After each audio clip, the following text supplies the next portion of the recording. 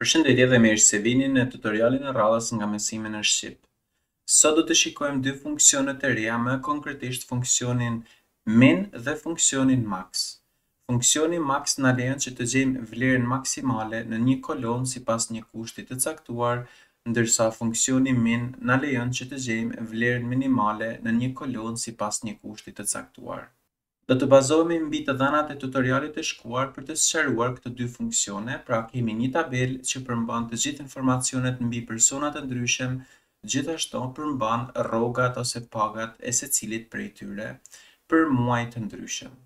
Kam ndërtuar një query i cili selekton numrin e pagave që një person ka marrë, gjithashtu na jep shumën totale që ky person ka marrë.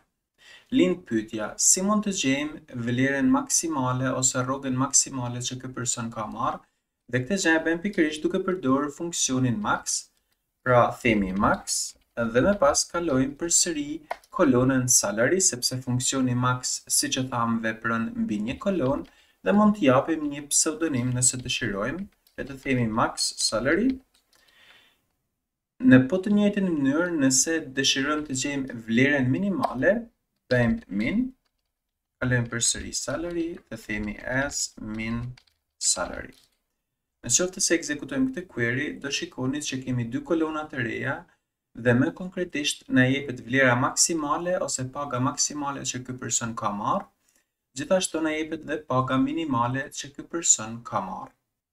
Në rastin tonë kemi vendosur filtrimin ku passport number është barabartë me këtë vlerën këtu, por ne normalisht mund ta ekzekutojmë këtë query dhe mbi gjithë tabelen nëse dëshirojmë të marrim rrogën minimale për të gjithë personat dhe rrogën maksimale për të gjithë personat.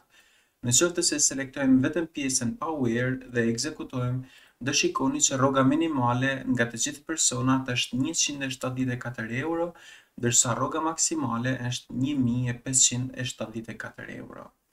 Pra duke përdorur këto funksione të ndryshme, ne mund të ndërtojmë llogaritje të ndryshme të cilat ne mund t'i përdorim pastaj në aplikacionin tonë.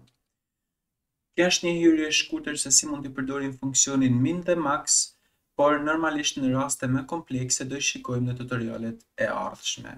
Kjo është e gjitha çfarë kemi përgatitur në këtë tutorial, bashkë mirupafshim në tutorialin e radhës.